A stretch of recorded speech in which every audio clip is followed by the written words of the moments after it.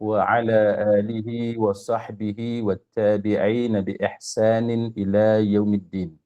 أما بعد، رب اشرح لي صدري ويسر لي أمري واحلل عقدة من لساني يفقه قولي.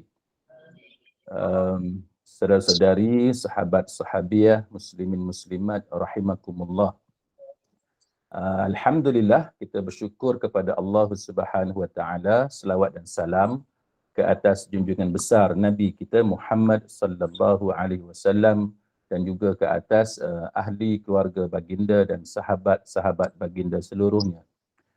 Tajuk kita pada pagi ini ialah sumpah dan ta'liq talaq.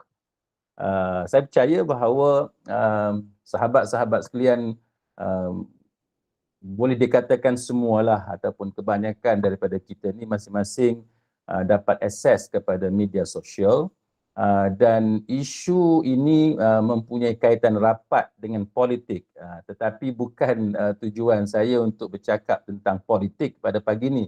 Cuma sebab isu ni ada kaitan dengan munakahat, fokus kita pada pagi ini adalah berkenaan dengan fik munakahat. Yang bab politik itu pilihan masing-masing lah. Jadi yang penting kita dapat didedahkan kepada ilmu yang berkaitan dengan pernikahan dan perceraian, yang berkaitan dengan hukum kekeluargaan. Baik, saya percaya bahawa sahabat-sahabat sekalian, kalau yang mengikuti ataupun yang ada akses kepada media sosial, tahu bahawa ada satu isu yang agak kontroversi tentang kononnya ada seorang penyokong parti politik, dia telah bersumpah kan. Dia kata wallahi ataupun demi Allah, aku akan menceraikan isteri aku dengan talak 3, sekian-sekian lah dia sebut. Jadi pada pagi ni kita akan bincang tentang benda itu, supaya perkara-perkara yang macam ni kita telah dilengkapkan dengan ilmu agama, dan kita tidak mahu perkara seperti ini kita tinggalkan dalam keadaan kita tertanya-tanya. Jadi bila satu orang dia kata wallahi aku akan ceraikan isteri aku dengan talak 3 kalau berlaku sekian-sekian, maka sebenarnya di situ ada beberapa perkara utama yang kita perlu tahu. Yang pertamanya ialah perkataan wallahi, kan, perkataan wallahi itu sumpah, kan, itu sumpah. Jadi apabila kita bersumpah, boleh ataupun tidak kita tarik balik sumpah berkenaan ataupun kita langgar sumpah itu. Ataupun ada ataupun tidak cara untuk kita tebus sumpah tersebut. Jadi ini perbincangan kita yang pertama. Yang kedua, bila dia kata aku akan ceraikan isteri aku kalau sekian-sekian, maka apakah hukum perkataan itu? Jadi itu kita panggil ta'liq talaq. Ta'liq talaq. Baik, apa dia ta'liq talaq? Jadi sesiapa yang berkahwin dan dia lihat di dokumen pernikahan, surat nikah itu, sudah tentu dia akan tahu bahawa di bawah surat nikah ataupun di muka surat belakang tu ada lafaz ta'liq talaq, yang mana suami akan baca, isteri dengar, dan kedua-dua pengantin akan tanda tangan lafaz ta'liq talaq. Contohnya, maka tatkala aku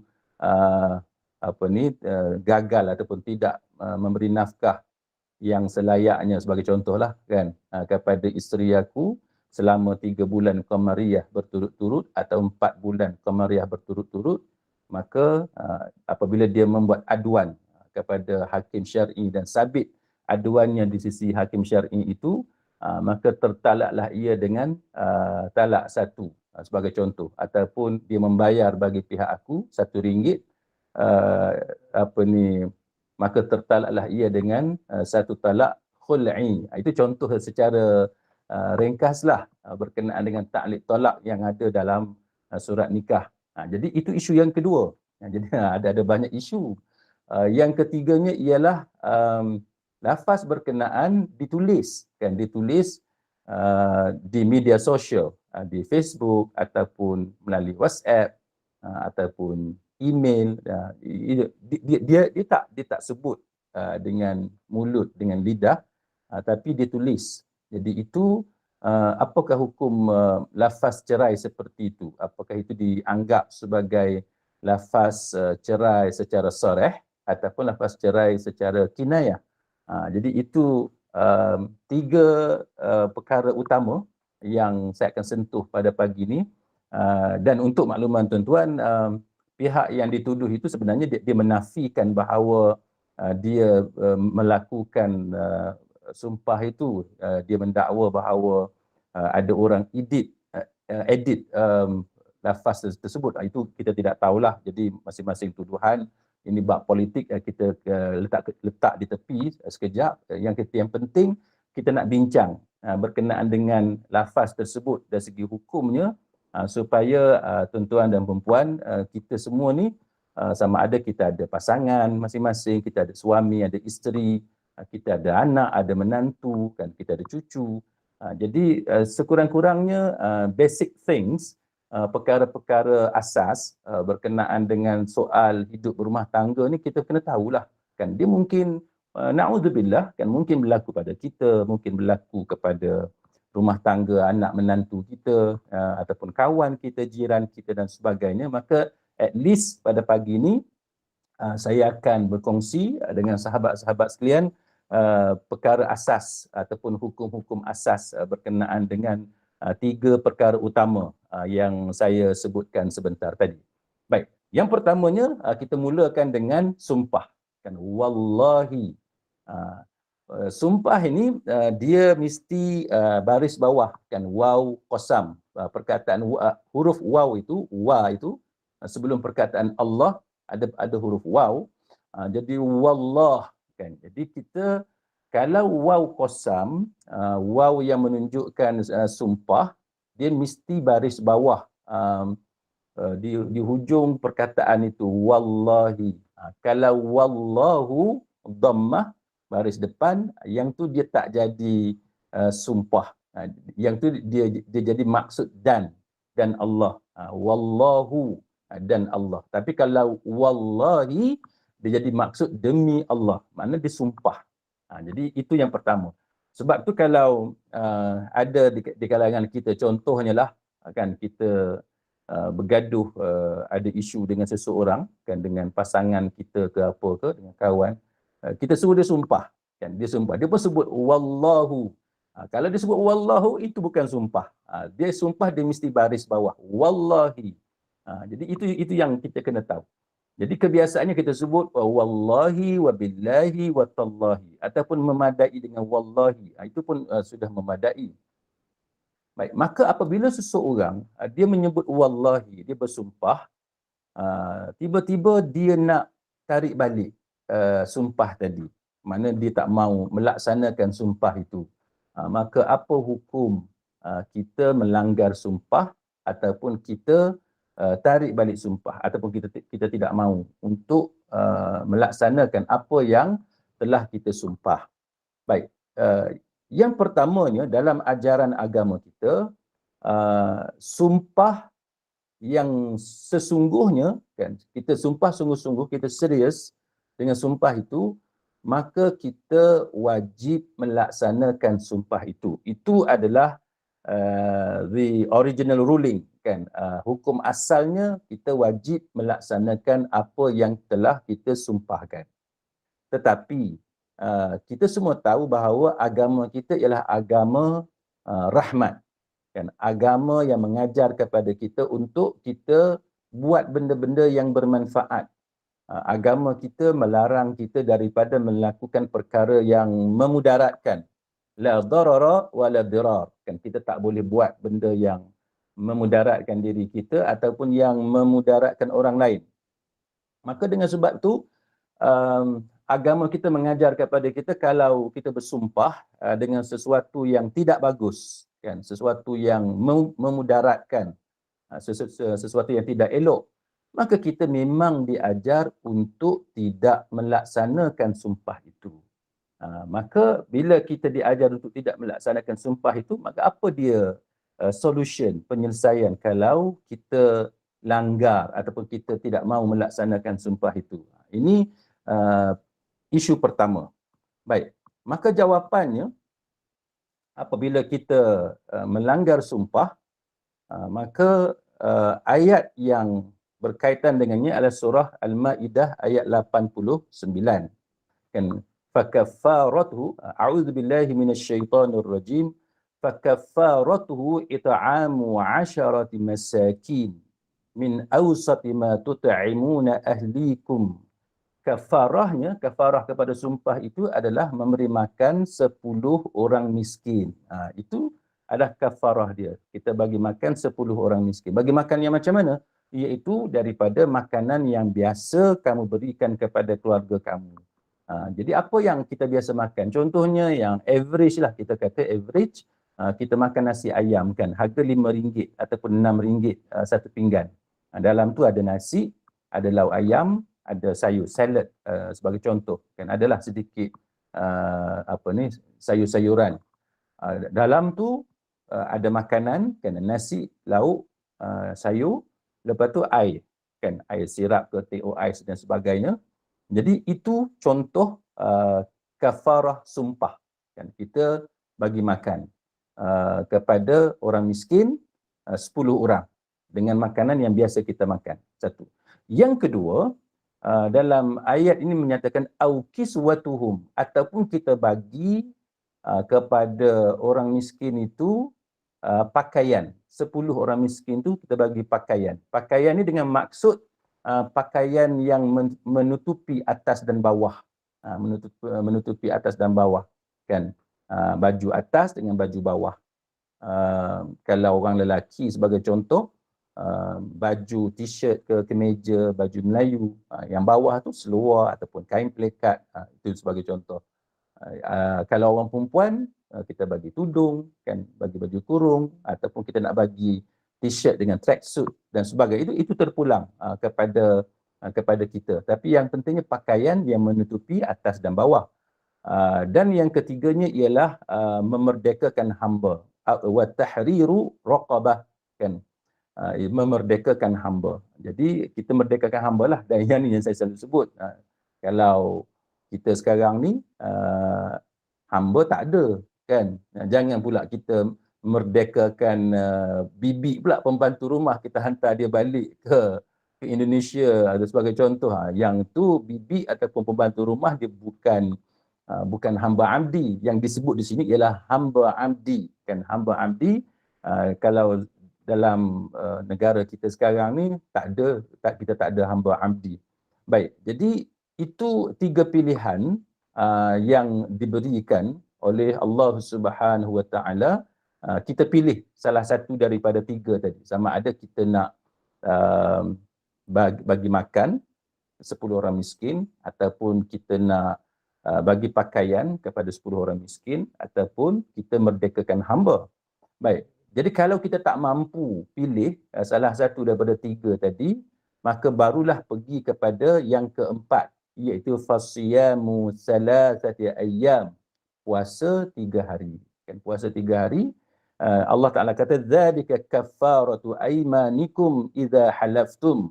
Maka itu adalah kafarah sumpah yang kamu langgar, bila kamu langgar. Maka para ulama membahaskan berkenaan dengan sumpah kita puasa 3 hari ni. Kan, yang kata sumpah 3 hari ni mesti berturut-turut ataupun boleh kita selang-seli harinya. Hari ni sehari, kemudian after 3-4 a few days kita puasa pula sehari. Apakah boleh macam tu? Jadi di sisi ulama Hanafiyah dengan ulama Hanabilah, mereka kata wajib berturut-turut. Tapi di sisi ulama mazhab Syafi'i dengan mazhab Maliki, mereka kata tidak disyaratkan untuk berturut-turut. Boleh je kita selang-seli hari kita puasa tersebut. Jadi ini adalah isu yang pertama. Dan sebenarnya benda ini pernah berlaku kepada Nabi Ayyub alaihi salam. Saya percaya bahawa sahabat-sahabat sekalian mungkin ingat saya pernah menceritakan berkenaan dengan kisah Nabi Ayub alaihi salam, yang mana Allah Subhanahu Wa Taala menceritakan kisah Nabi Ayub ni kepada kita untuk jadi pengajaran kepada kita. Kalau kita belajar tafsir berkenaan dengan ayat yang berkaitan dengan Nabi Ayub alaihi salam, sebahagian mufassirun membawa pendapat bahawa Nabi Ayub alaihi salam ni dia dihinggapi dengan penyakit. Dan sebenarnya tidak ada satu riwayat pun yang menceritakan apa dia penyakit yang dia alami oleh Nabi Ayub alaihi salam. Tidak ada satu riwayat yang kuat, yang sahih, yang kita boleh pegang. Kalau ada yang menceritakan jenis penyakit, itu semua riwayat-riwayat yang tidak sunyi daripada dikritik oleh para ulama. Jadi sebahagian mufassirun kata dia menderita selama 18 tahun. Lama, 18 tahun Nabi Ayub alaihi salam menderita dengan penyakit tersebut.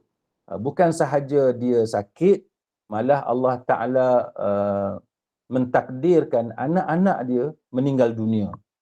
Dahlah dia sendiri tu sakit, anak-anak dia pula kan yang meninggal dunia. Dan bukan setakat anak-anak dia meninggal dunia, harta dia pula habis kan. Kalau istilah sekarang ni, harta kita, na'udzubillah, kena lelong lah kan, kita jadi bankrupt lah kan, kita terima notis kebangkrapan dari bank. Itu antara benda yang saya kerja saya setiap hari. Sewaktu mula-mula jadi lawyer dulu, saya mewakili bank, kita saman para peminjam yang gagal membuat repayment, yang gagal membuat bayaran semula installment tersebut. Jadi itu antara benda yang saya pernah buat dahulu. Jadi ada orang yang dibankruptkan kan, ada orang yang dilelong barang dia, yang terima saman penghutang perhakiman dari bank kan, ataupun ada orang yang kalau ada syarikat itu melalui proses winding up kan, proses penggulungan syarikat, kena tutup syarikat dia. Jadi benda-benda yang macam ni sebenarnya telah berlaku kepada Nabi Ayub alaihi salam. Dia sendiri sakit, anak dia meninggal dunia, kemudian harta dia habis, menyebabkan dia menjadi seorang fakir, menjadi seorang yang fakir. Jadi kalau kita menghadapi benda-benda macam ni, kita kena ingatlah benda yang pernah Allah Ta'ala uji kepada hamba dia yang soleh, kan, hamba yang dia kasihi, seperti Nabi Ayub alaihi salam. Bila kita ingat macam tu, kita akan jadi kuat, kan, kita akan jadi lebih kuat. Sebab kita tahu kita tidak keseorangan. Kalau kita diuji dengan harta kita habis, kan, kita diuji dengan anak meninggal dunia, kan, na'udzubillah lah semua tu, maka kita akan kuat. Sebab kita tahu bahawa bersama-sama dengan kita ialah hamba-hamba Allah Ta'ala yang lain, yang saleh, yang juga diuji oleh Allah Subhanahu Wa Ta'ala. Jadi apabila benda ni berlaku, saya ringkaskan cerita itu. Jadi pada peringkat awal, isteri baginda memang bersama-sama dengan Nabi Ayub alaihi salam, bersama dengan dua orang. Kalau bahasa kita sekarang, staff lah. Kan, ada dua orang yang berkhidmat membantu Nabi Ayub alaihi salam. Sehinggalah satu masa Nabi Ayub alaihi salam bersumpah, kan, untuk menghukum isterinya, kerana isterinya telah melakukan satu kesalahan, dan dia bersumpah untuk pukul isteri dia 100 kali. Jadi pada waktu zaman Nabi Ayub alaihissalam, pada masa itu belum disyariatkan kafarah. Masa itu tidak ada kafarah sumpah. Kafarah sumpah ni dia disyariatkan dalam syariat Nabi kita Muhammad sallallahu alaihi wasallam. Jadi apa yang berlaku? Allah Ta'ala turunkan ayat surah Sad ayat 44. A'udzu billahi minasyaitonir rajim wa khudh biyadika dightan fadrib bihi wa la tahnath inna wajadnahu sabira ni'mal 'abd innahu awwab. Allah Ta'ala kata, dan ambillah satu ikat rumput dengan tangan kamu, lalu pukullah dengan itu, dan janganlah kamu melanggar sumpah. Sesungguhnya kami mendapati dia, yakni Ayub alaihissalam, seorang yang sabar. Dia adalah ni'mal 'abd, dia sebaik-baik hamba, dan innahu awwab, sungguh dia sangat taat kepada Allah Subhanahu wa taala. Jadi Nabi Ayub alaihissalam dah bersumpah untuk pukul isteri dia 100 kali. Tetapi bila Nabi Ayub sembuh, sebagai seorang suami yang soleh, hamba Allah Ta'ala, seorang Nabi, sudah tentu dia tidak sanggup untuk pukul isteri dia. Walaupun sebelum itu dia sendiri yang bersumpah untuk pukul. Ini contoh yang saya nak tunjuk kepada sahabat-sahabat sekalian bahawa agama kita mengajar kepada kita bahawa jangan kita melakukan perkara yang memudaratkan, sama ada memudaratkan diri kita atau kita memudaratkan orang lain, apatah lagi isteri kita. Maka dengan sebab itu kisah ini mengajar kepada kita bagaimana Allah memberi jalan keluar kepada Nabi Ayub alaihissalam. Macam mana cara nak keluar, nak mengelak diri daripada melakukan apa yang telah kita sumpah. Kenapa kita nak mengelak diri? Sebab apa yang kita sumpahkan itu sebenarnya benda yang tak bagus. Kan? Benda yang tak bagus. Apa yang tak bagusnya? Iaitu kita nak pukul isteri kita 100 kali. Itu tidak bagus. Itu memudaratkan. Itu akan memberi prejudis kepada hubungan suami isteri. Jadi tak eloklah bila pukul. Apatah lagi pukul, kita nak rotan dia 100 kali. Itu satu benda yang memudaratkan. Sedangkan yang saya sebut tadi hadis Nabi la darara wala dirar. Kita tak boleh buat benda yang membahayakan, benda yang memudaratkan diri kita. Pada masa yang sama, kita pun tak boleh melakukan perkara yang memudaratkan orang lain. Kan apatah lagi isteri kita. Jadi Allah Ta'ala bagi positive solution. Kalau bahasa Melayu kita kata helah. Helah. Ataupun dalam istilah dalam bahasa Inggeris disebut sebagai legal stratagems. Kan? Legal stratagems ataupun legal device ataupun legal tricks. Macam mana kita buat helah ataupun istilah dalam fil lughatil arabiyyah, dalam bahasa Arab disebut al-hiyal wal makharij. Kita buat helah dan juga jalan keluar, positive solution untuk selesaikan masalah sumpah tadi.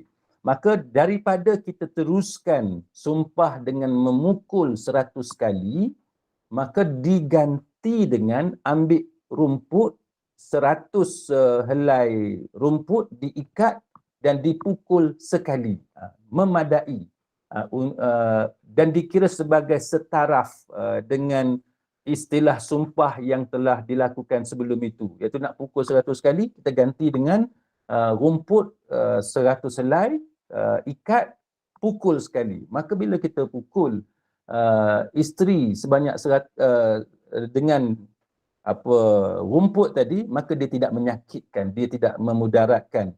Dan pada masa yang sama kita dapat melepaskan diri daripada sumpah untuk pukul 100 kali tadi. Jadi itu contoh makharij dan juga hiyal. Dalam bahasa Inggeris kita sebut legal stratagems ataupun legal tricks. Bila kita terperangkap dengan sumpah, tapi sumpah yang telah kita buat itu sumpah yang tidak bagus. Sumpah yang tidak elok. Jadi ini adalah satu contoh kepada kita bahawa manusia ni memang silap. Hatta Nabi pun dia boleh silap. Jadi apatah lagi kita suami isteri, kita sebagai ayah, kita sebagai ibu, kita sebagai anak, dengan ayah dengan ibu kita kadang-kadang kita tersilap, kan? Kita tersilap meninggikan suara sebagai contoh. Kita tersilap dalam body language kita, dalam memek muka kita, kan. Kadang-kadang kita tak sedar muka kita tu menyebabkan mak dengan ayah kita ataupun pasangan kita berkecil hati. Jadi ini antara benda yang kita diajar untuk menyelesaikannya dengan cara yang baik. Baik. Jadi itu yang pertama berkenaan dengan sumpah. Jadi kita dah dapat satu gambaran bahawa kalau kita bersumpah dan sumpah tu sumpah yang tidak bagus, maka kita diajar untuk melakukan kafarah dengan tiga pilihan tadi. Kalau kita tak mampu tiga pilihan itu, maka kita diberikan pilihan yang keempat, iaitu berpuasa 3 hari. Baik. Itu yang pertama. Yang kedua, apa yang diucapkan itu iaitu perkataan saya akan menceraikan. Baik. Ini dipanggil sebagai ta'liq tolak, kan. Kalau berlaku sekian-sekian, maka si suami ni kata, saya akan menceraikan isteri saya dengan talak 3. Jadi itu kita panggil ta'liq tolak. Baik. Ta'liq tolak ini, apa yang kita perlu faham berkenaan dengan ta'liq tolak, iaitu apa sebenarnya maksud ta'liq. Talak tu saya percaya sahabat-sahabat semua dah faham. Talak tu cerai lah, divorce. Tapi perkataan ta'liq, apa dia ta'liq? Ta'liq ini iaitu suami telah membuat syarat. Suami telah menggantung talak itu kepada isterinya dengan satu sifat yang tertentu ataupun syarat tertentu yang sama ada dikaitkan dengan isterinya atau dikaitkan dengan akan datang. Itu definisi yang disebut dalam kitab fiqh manhaji dalam mazhab Syafi'i. Baik. Contohnya yang saya sebut tadilah yang standard yang ada dalam surat nikah kita, iaitu maka tatkala ataupun maka apabila kan aku tidak memberi nafkah ataupun gagal memberi nafkah kepada isteri aku selama 3 bulan ataupun 4 bulan qamariyah berturut-turut dan isteriku mengadu kepada hakim syar'i dan sabit aduan di sisi hakim syar'i, kan, maka tertalaklah ia. Jadi dia telah gantungkan sifat talak itu dengan satu perbuatan yang akan datang, iaitu kalau pada masa akan datang ni selepas dah kahwin, selepas akad nikah tu tiba-tiba suami tak bagi nafkah 3 bulan ataupun 4 bulan berturut-turut. Dan isteri ni pula bila suami dia tak bagi nafkah, dia buat aduan ke mahkamah syariah, dia buat aduan kepada hakim syar'i. Bukan setakat buat aduan, tapi disabitkan pula aduan itu oleh hakim syar'i. Maka tertalaklah ia dengan talak 1 sebagai contoh. Jadi itu kita panggil sebagai ta'liq talak. Jadi ta'liq talak ini kita gantungkan sifat talak itu, kita letakkan sifat ataupun syarat tertentu pada cerai itu. Kita kena tahu apakah ianya sah ataupun tidak. Baik. Pada pendapat saya, bila saya lihat perkataan yang digunakan itu, saya akan menceraikan. Jadi hamba Allah tadi, dalam kes itulah kalau betul dia buat, kita pun tak tahu sebab dia pun menafikan. Dia kata, saya akan menceraikan isteri saya. Jadi bila perkataan saya akan menceraikan isteri saya, sebenarnya perkataan itu tidaklah menjadikan ta'liq talak dia itu sah. Jadi dia bergantung kepada niat dia. Maka sebab itu dalam kes-kes yang macam ni, sepatutnya pasangan suami isteri tadi merujuk kesnya ke mahkamah syariah. Kita cuma bincang pada pagi ni untuk pengetahuan. Jadi apabila kita ada problem macam ni, maka dirujuk kepada mahkamah syariah.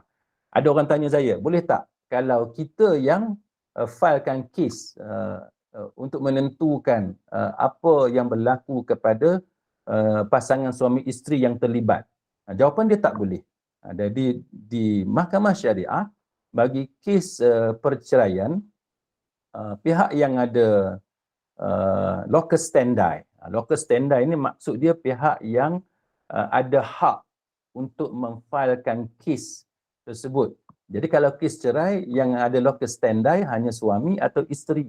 Jadi kawan tak boleh ataupun orang-orang awam nak filekan kes, nak tentukan apa sama ada berlaku cerai ataupun tidak ke atas pasangan suami isteri yang tertentu, tak boleh.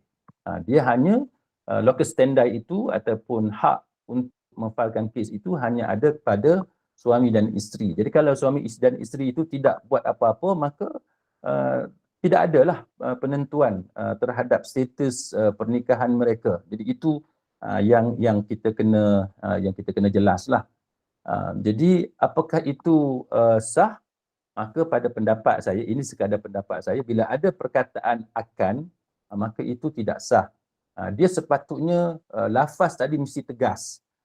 Contohnya, jikalau berlaku sekian-sekian, kalau kamu Kan? Kalau isteri tersebut keluar dari rumah, kan, maka tertalaklah engkau dengan talak satu sebagai contoh.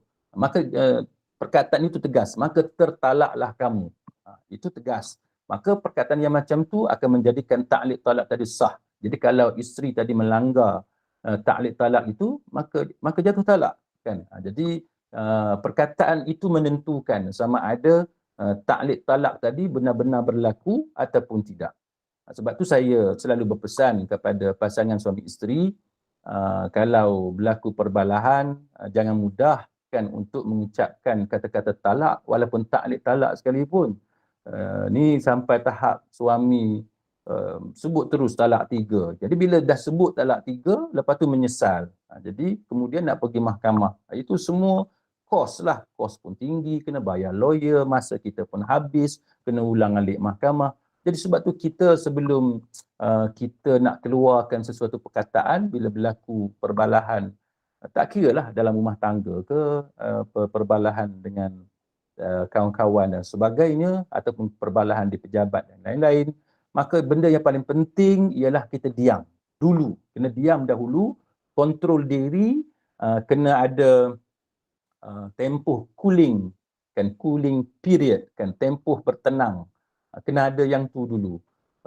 Supaya bila kita dah tenang, dah sejuk tu, barulah kita boleh kontrol diri kita untuk kita bercakap dengan pihak yang terlibat.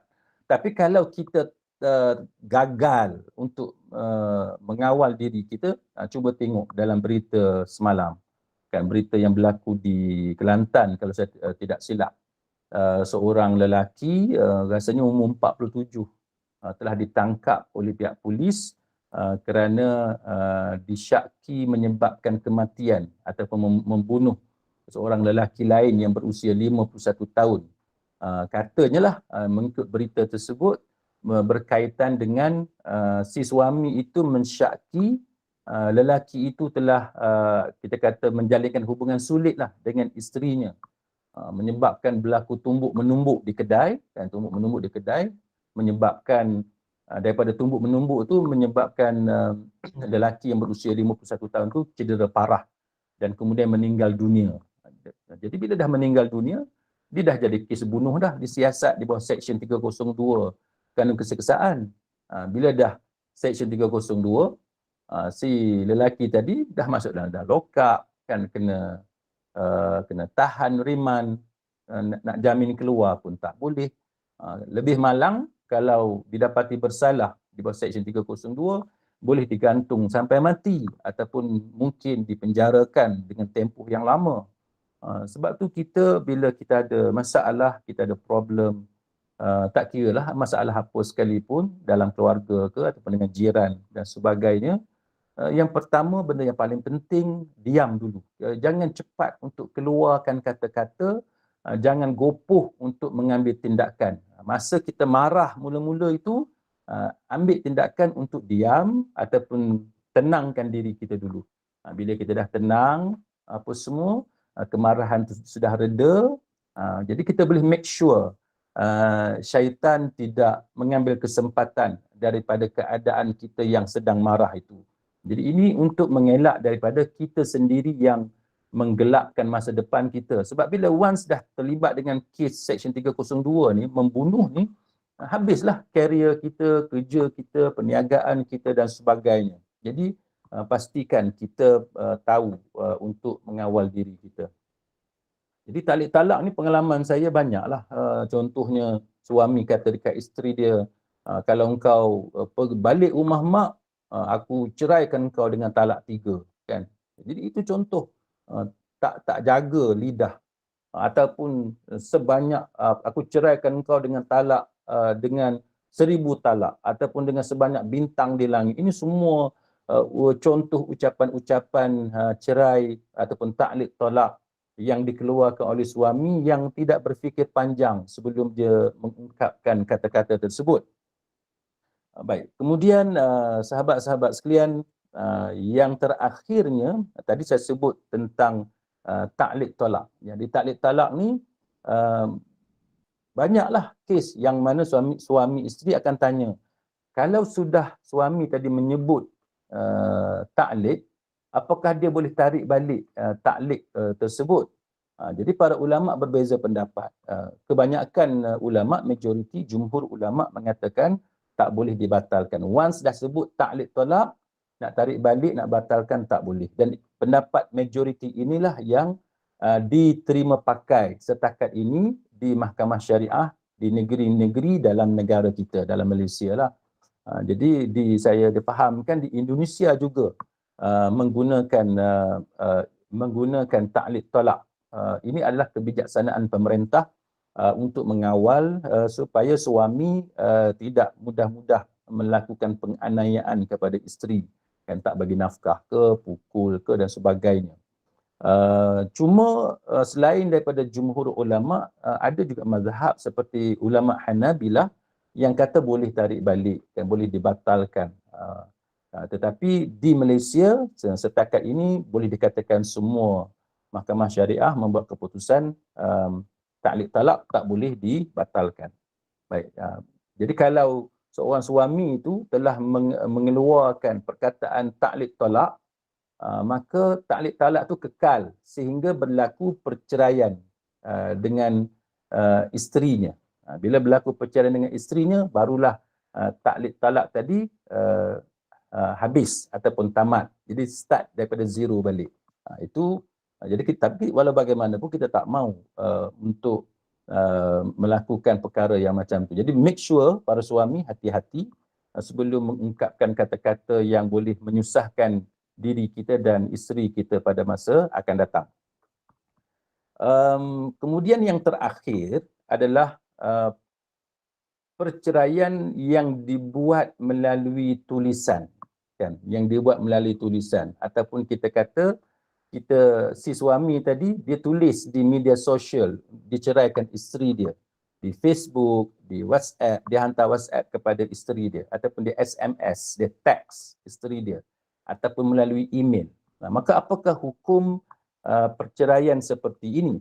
Para ulama mengatakan bahawa perceraian seperti ini hukumnya adalah dikira lafaz talak secara kinayah. Maksudnya dia tidak soreh. Walaupun lafaz tu terang, contohnya suami tu dia tulis dalam WhatsApp, aku ceraikan engkau, kan? Walaupun dia guna perkataan yang terang, yang soreh, aku ceraikan engkau, tapi dengan sebab dia tulis dan dia tak sebut dengan mulut dia, maka mahkamah syariah dalam negara kita berpegang kepada pendapat majoriti ulama yang mana ianya dianggap sebagai kinayah dan masih memerlukan kepada niat daripada suami.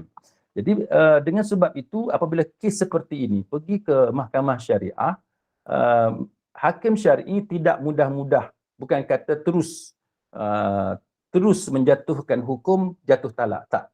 Dia akan tanya dulu kepada si suami tadi, masa kamu tulis tu, kamu memang niat untuk cerai isteri ataupun kamu niat apa?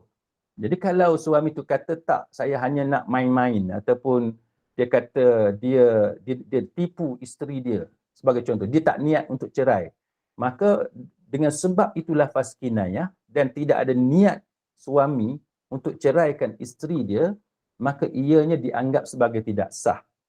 Itu yang dipakai oleh fatwa-fatwa yang ada dalam negara kita.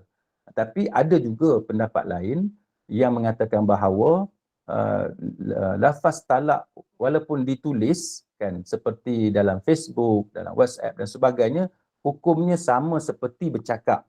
So bila hukumnya sama seperti bercakap, apabila lafaz itu jelas dan terang, suami itu sebut aku ceraikan engkau, perkataan cerai itu digunakan, maka dia tidak memerlukan kepada niat. Dia tak perlu kepada niat. Jadi kesimpulannya ialah kalau lafaz cerai itu dibuat secara bertulis di Facebook, di WhatsApp, email dan sebagainya, apa yang diterima pakai dalam negara kita, mahkamah syariah dalam negara kita, ianya adalah lafaz kinayah yang memerlukan kepada niat suami. Jadi kalau suami mengatakan bahawa dia tak ada niat untuk menceraikan isteri dia, maka hakim syar'i akan mengesahkan kedudukan itu. Maknanya tidak berlaku perceraian. Dan untuk pengetahuan tuan-tuan dan puan-puan sekalian juga, talak itu milik suami. Jadi apa maksud talak itu milik suami? Iaitu kalau suami menafikan yang dia menceraikan isterinya, maka Mahkamah Syariah akan menerima pakai pengakuan suami yang mengatakan dia tidak berniat untuk menceraikan isteri dia. Mungkin antara kita yang akan kata bahawa suami itu bohong, kan, suami itu bohong. Maka itu urusan itu dengan Allah Subhanahu Wa Taala dan dia tak ada kaitan dengan kita. Kan, nahnu qaumun nahkumu bizawahir wallahu yatawalla bis-sarair. Kita adalah satu kaum yang menghukum manusia pada zahir. Kita hukum ni yang zahir sahaja, yang kita nampak, yang kita tahu. Yang kita tak nampak, yang tersembunyi, yang kita tak tahu, itu bukan urusan kita. Itu adalah urusan dia dengan Allah Subhanahu Wa Taala. Jadi sahabat-sahabat sekalian, saya berhenti setakat itu. 3 isu yang saya sentuh tadi berkenaan dengan apa yang dihebohkan, yang jadi kontroversi di media sosial, supaya kita dapat sedikit sebanyak gambaran berkenaan dengan fake munakahat ini. Jadi saya serahkan kembali kepada puan moderator kita, kalau ada di kalangan kita yang ada soalan dan sebagainya. Dipersilakan. Okey, baik Ustaz. Ustaz dah buka soalan untuk ditanya. Sebarang kemusykilan, silakan Pak Jemaah. Ustaz, Assalamualaikum Ustaz. Waalaikumsalam warahmatullahi. Macam kes yang Ustaz buka cerita tu yang dia buat cakap dengan bini dia, yang kat bini dia kalau ni pasal parti dia tu kan akan jatuh talak. Maknanya kalau dia ikut macam Ustaz kata tu, puasa lah apa semua, maka terbatal lah niat dia tu Ustaz. Betul. Kita buat kafarah tadi, tujuan dia untuk kita bertaubat daripada dosa kita melanggar sumpah, macam tu. Lepas tu lagi satu Ustaz, saya tanya, isteri boleh ke buat taklik pada suami? Dia pergi pejabat agama, dia isi bola, dia buat taklik. Macam dia kata kalau suami dia buat apa-apa benda yang dia tak suka, dia akan jatuh taklik balik. Boleh ke Ustaz? Terima kasih Ustaz. Sama-sama. Wallahu alam. Baik, soalan tadi ialah boleh tak instead of biasa kita dengar suami yang buat taklik talak kepada isteri dia, sekarang soalannya ialah boleh tak sebaliknya, iaitu isteri yang buat taklik talak kepada suami. Jadi jawapan saya ialah isteri tidak ada kuasa talak, kan, isteri dia tak boleh ceraikan suami dia. Yang boleh ceraikan ialah suami yang boleh ceraikan isteri dia. Sebab tu suami yang membuat taklik talak terhadap isteri. Jadi isteri dia tak boleh buat taklik talak kepada suami. Kalau suami buat sekian-sekian maka jatuh talak. Isteri tak boleh. Kerana apa? Kerana isteri tidak memiliki talak. Jadi talak itu dimiliki oleh suami. Jadi bila suami menceraikan isteri dia, maka berlaku perceraian sebagai contoh, kan, berlaku perceraian. Bila berlaku perceraian, dalam tempoh iddah, suami boleh rujuk isteri dia, kan, sebab talak itu milik suami. Dan saya nak ingatkan di sini juga, kebetulan kita bercakap tentang perceraian. Kalau suami menceraikan isteri dia dengan talak ruj'i, kan, dia ceraikan isterinya dengan talak ruj'i. Contohnya dia ceraikan isterinya dengan talak 1. Dia boleh rujuk balik, kan? Dia boleh rujuk balik. Dalam tempoh iddah dia boleh rujuk balik. Tiba-tiba suami itu meninggal dunia dalam tempoh iddah. Talak tu talak ruj'i. Maka pada waktu itu, walaupun mereka sudah bercerai, tapi sebab talak tu talak ruj'i dan dia meninggal dunia dalam tempoh iddah, maka harta pusakanya, isterinya masih lagi menjadi waris. Jadi isterinya berhak terhadap harta pusaka suami dia walaupun suami dia telah menceraikan dia. Kenapa? Sebab dia masih berstatus sebagai isteri. Kenapa masih berstatus sebagai isteri walaupun telah diceraikan? Kerana talak tu talak ruj'i. Kecuali kalau talak tu talak bain sughra ataupun bain kubra. Itu barulah dia telah terpisah dengan suaminya. Jadi berbalik pada soalan tadi, jawapan saya tak boleh isteri membuat taklik talak terhadap suami. Jawab kenapa tak boleh? Kerana isteri tidak memiliki talak. Wallahu a'lam. Ada soalan di sini Ustaz, daripada admin. Taklid taklid sah jika suami yang buat ke?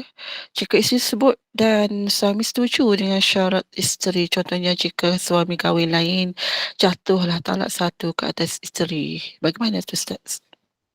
Baik, soalannya ialah kalau ni ada tambahan sikit kan, iaitu isteri yang mencadangkan taklid talak.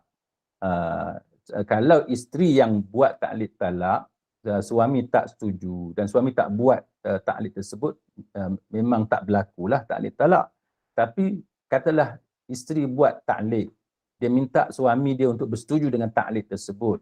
Taklidnya apa? Iaitu kalau suami ni berkahwin seorang lagi ataupun berpoligami, maka tertalaklah isteri itu dengan talak satu sebagai contoh. Maka kalau suami itu setuju, katalah contohnya dia sign, dia antara dua orang tu dia orang buat satu persetujuan, dia orang buat taklid dan suami itu setuju dan dia tanda tangan. Maka sah taklid talak tersebut. Kenapa sah? Sebab walaupun dia datang daripada isteri, tapi kerana suami yang melaksanakan taklid talak itu. Jadi kena hati-hatilah. Wallahu a'lam. Baik, soalan yang kedua daripada Suhana. Assalamualaikum Ustaz. Kalau kahwin tanpa daftar, macam mana contoh mereka nak bercerai? Adakah kena pergi pejabat agama juga? Sebab lelaki ni kahwin dua, isteri kedua hanya balik pada tengah hari je. Belah malam tak pernah balik rumah bini berdua. Macam mana tu Ustaz? Ini soalan dia. Baik, wallahu a'lam. Ini pun trend sekarang ni. Pengalaman saya di mahkamah pun memang macam itulah. Suami ni, para suami bila mereka nak berpoligami, mereka rahsiakan pernikahan itu daripada pengetahuan isteri pertama. Jadi bila mereka dah berkahwin, sama ada berkahwin di luar negara, di Thailand sebagai contoh, ataupun berkahwin dalam negara tapi dibuat dengan cara illegal kan, dengan tidak melalui pejabat agama. Contohnya dikahwinkan, yang mengahwinkan mereka adalah ayah kepada perempuan tersebut. Jadi nikah tu sah, cuma dia bertentangan dengan undang-undang. Jadi sama ada dia berkahwin di luar negara ataupun dalam bentuk yang macam mana, kemudian dia sembunyikan pernikahan itu daripada diketahui oleh isteri pertama. Jadi banyak juga sekarang ni kita dapati suami dia akan balik ke rumah isteri kedua itu pada waktu siang, kan, waktu siang. Jadi isteri yang pertama tak syak apa-apalah sebab waktu siang ni waktu pejabat, kan, waktu bekerja, isteri juga bekerja. Jadi pada waktu malam macam biasa, suami balik ke rumah isteri pertama macam biasa. Jadi isteri pertama tak sedarlah apa yang berlaku. Cuma pengalaman saya di mahkamah untuk sekadar berkongsi dengan sahabat-sahabat semua, biasanya suami isteri ni kita ada insting, kan, kita ada insting sebab dia suami kita, dia isteri kita, kita tahu semua benda pasal dia, kan, bau badan dia pun kita tahu, perangai dia pun kita tahu, dia punya mood pun dia punya mood baik tak baik pun kita tahu sebab kita dah hidup lama dengan dia, kan. Dalam banyak keadaan isteri tadi dia boleh sedar sebenarnya yang suaminya telah berubah, kan, suaminya telah berubah. Sama ada dia berubah itu dalam soal di tempat tidur ke apa ke, jadi biasanya ada insting tersebut. Jadi jikalau isteri tadi suami tadi dia menyembunyikan perkahwinannya itu, kemudian berlaku perceraian dengan isteri yang kedua. Jadi ini yang jadi masalah. Kenapa? Sebab pernikahan yang pertama itu tidak didaftarkan. Jadi kalau nak bercerai, soalan tadi tanya, kalau nak bercerai macam mana? Jadi itu kita ada beberapa pilihan. Yang pertamanya, kalau berkahwin di luar negara, maka bercerai juga di luar negara. Maksud dia kalau kahwin di Thailand, bercerai juga di Thailand. Jadi ada dua dokumen lah. Satu dokumen pernikahan, satu lagi kita ada dokumen perceraian. Tapi kalau kita buat macam tu, tanpa kita daftar di Malaysia, Masalahnya ialah isteri tadi tidak berhak kepada hak-hak dia selepas perceraian seperti muta'ah, nafkah iddah, kan, harta pencarian dan sebagainya. Maka kalau isteri itu memang, isteri yang kedua tadi memang tak berminat untuk tuntut semua benda itu, maka tak apalah, kan, dia tak perlu daftar. Tapi kalau dia berminat untuk dapatkan hak dia termasuk hadanah, kan, child custody, dia nak juga benda-benda yang macam tu, maka dia tidak ada pilihan melainkan kena daftarkan kedua-duanya. Kena daftar pernikahan tadi dan kena daftar juga perceraian. Walaupun dia dah bercerai, maka dia kena buat dua-dua, iaitu didaftarkan pernikahan Thailand tadi di mahkamah syariah di mana tempat dia tinggal yang berdekatan, dan kemudian dibuat pengesahan perceraian tersebut. Yang maka bila sudah ada kedua-duanya, maka barulah boleh dia tuntut hak-hak dia selepas daripada perceraian. Dan saya ingin maklum ingatkan kepada sahabat-sahabat sekalian, apabila kita berkahwin dan kita jadi isteri yang kedua, sebenarnya suami ni, kaum lelaki ni, dia ada pelbagai niat. Dia ada pelbagai niat. Yang pertama, kita berbaik sangka si suami tadi memang niat dia ikhlas, dia jujur, dia berkahwin dengan kita sebab dia hendak bertanggungjawab sebagai seorang suami. Lelaki yang kategori yang pertama ni, kebiasaannya dia akan mengambil beratlah segala hak isteri dia.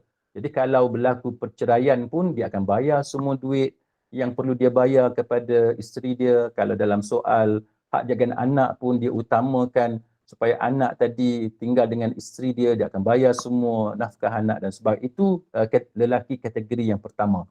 Tapi yang banyaknya ialah kategori yang kedua yang banyak berlaku, iaitu yang berkahwin 2-3 ni, yang berpoligami ni, dia kadang-kadang bila dia kahwin dengan perempuan tersebut, dia memang niat untuk jadikan yang kedua tu sebagai tempat hiburan sahaja dan untuk dia seronok sahaja, dan dia tak fikir pun tentang tanggungjawab dia sebagai suami.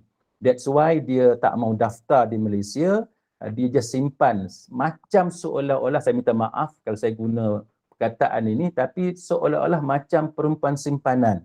Jadi dia hanya pergi kepada isteri kedua bila dia rasa bernafsu sahaja. Jadi dia tak ada niat pun untuk hidup bersama sebagai suami isteri, untuk dirikan rumah tangga, untuk ada anak bersama. Malah saya ada pengalaman di kes-kes yang saya kendalikan, yang mana si suami ni bila dia berkahwin dengan isteri yang kedua, dia bagi syarat kepada isteri yang kedua bahawa kita kahwin dengan syarat saya tak mau anak. Dengan syarat saya tak mau anak. Jadi mereka dah bercinta, dah terlanjur dah apa semua. Jadi si perempuan tadi ajak si lelaki ni untuk berkahwin, sedangkan si lelaki sudah ada isteri. Jadi si lelaki ni setuju untuk kahwin dengan perempuan ni, dengan isteri yang kedua ni, dia setuju untuk kahwin, tapi dia bagi syarat dia tak mau ada anak. Jadi itu maksudnya apa? Maksudnya dia nak jadikan isteri yang kedua itu sekadar tempat untuk dia melampiaskan syahwat dia sahaja. Kan dia bukan kata nak jadikan itu kawan baik dia, untuk hidup sama-sama atas dunia ini, kan, saling bertanggungjawab antara satu sama lain. Tidak. Jadi sebab itu pandangan saya, nasihat saya kepada sahabat-sahabat, khususnya kepada kaum wanita, sebelum bersetuju untuk menjadi isteri kedua kepada mana-mana lelaki yang sudah yang sudah ada isteri, yang sudah berkahwin, yang hendak berpoligami, nilaikan dulu lelaki itu apakah dia lelaki yang baik, yang sesuai untuk kita jadikan sebagai teman hidup, yang boleh membimbing kita, boleh mendidik kita untuk berbahagia di dunia dan di hari akhirat, ataupun lelaki itu sekadar menjadikan kita sebagai bahan permainan, barang komoditi, ikut suka dia je, dia nak tunggang kita macam mana. Jadi kita kena make that kind of decision, kita kena buat keputusan supaya bila kita dah bersetuju untuk berkahwin dengan lelaki macam ni, masa depan kita terjamin. Kita tak mahu kita dipermainkan, masa depan kita gelap, kita dizalimi, kita dibuat macam binatang dan sebagainya. Jadi fikir-fikirkanlah sebelum membuat sesuatu keputusan. Yang penting istikharah, kan, minta Allah Ta'ala buat pilihan untuk kita. Wallahu a'lam. Satu lagi soalan Ustaz dari Rohani. Ustaz, jika dah lama bercerai, si suami tak bayar iddah atau muta'ah, bolehkah lagi nak tuntut iddah tu? Si suami ni macam buat tak tahu je. Apa hukumnya Ustaz? Baik. Wallahu a'lam. Apabila berlaku perceraian, isteri ada hak. Antara hak yang biasa kita dengar tu, contohnya muta'ah, kan, nafkah iddah, harta sepencarian dan sebagainya. Termasuklah nafkah anak dan lain-lain. Jadi soalannya ialah, kalau dah lama bercerai, yang boleh tak tuntut semula benda yang dah lama tersebut. Let's say dah 10 tahun, dah 15 tahun dan sebagainya. Untuk pengetahuan sahabat-sahabat sekalian, bagi kes-kes macam ni di mahkamah syariah, dia tidak ada limitation period.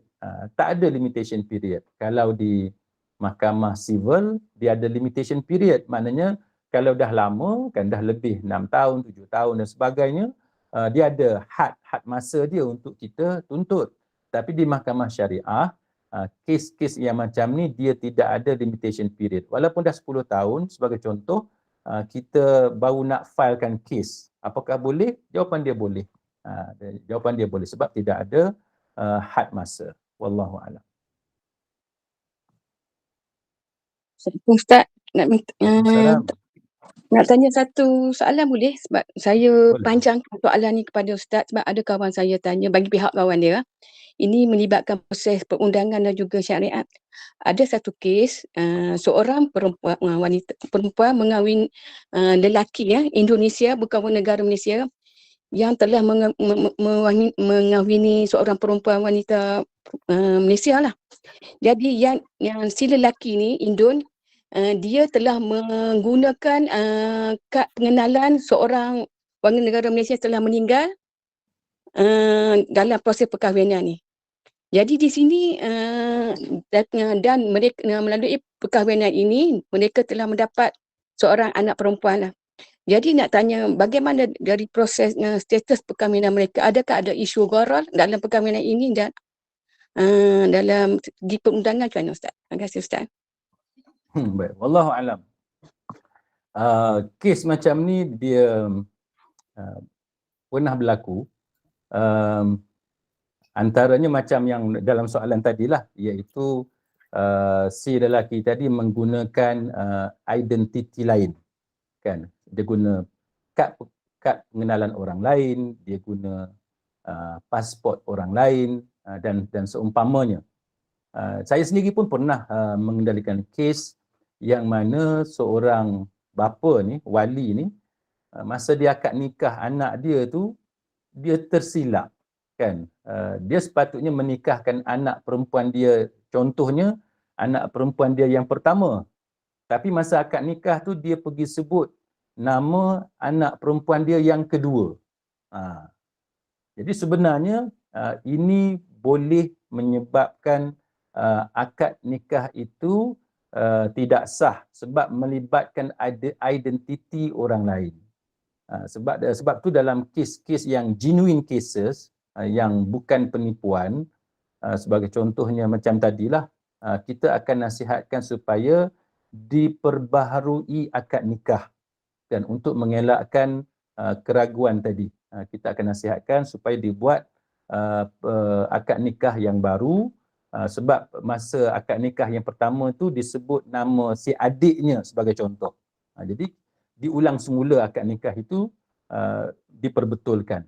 Samalah jawapan saya kepada kes tadi, seorang lelaki menggunakan identiti orang lain. Maka bila akad nikah itu disebut nama orang lain yang dinikahkan dengan si perempuan tersebut, tiba-tiba si lelaki Indonesia itu yang jawab, aku terima nikahnya. Tak bolehlah, sebab yang dinikahkan tu orang lain.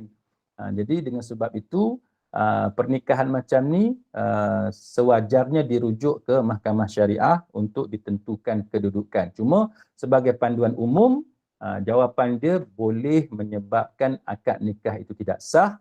Kenapa tidak sah? Kerana yang dinikahkan itu adalah individu lain ataupun orang lain. Wallahu a'lam. Minta maaf Ustaz, individu tu telah meninggal dunia. Jadi lepas tu macam mana? Macam mana dia status dia ada anak perempuan, jadi dia boleh jadi walikan anak dia tak? Baik. Sekarang ni timbul masalah pasangan pengantin tadi, pasangan suami isteri tadi, dia sudah ada anak pula. Jadi macam mana dengan pernikahan tersebut?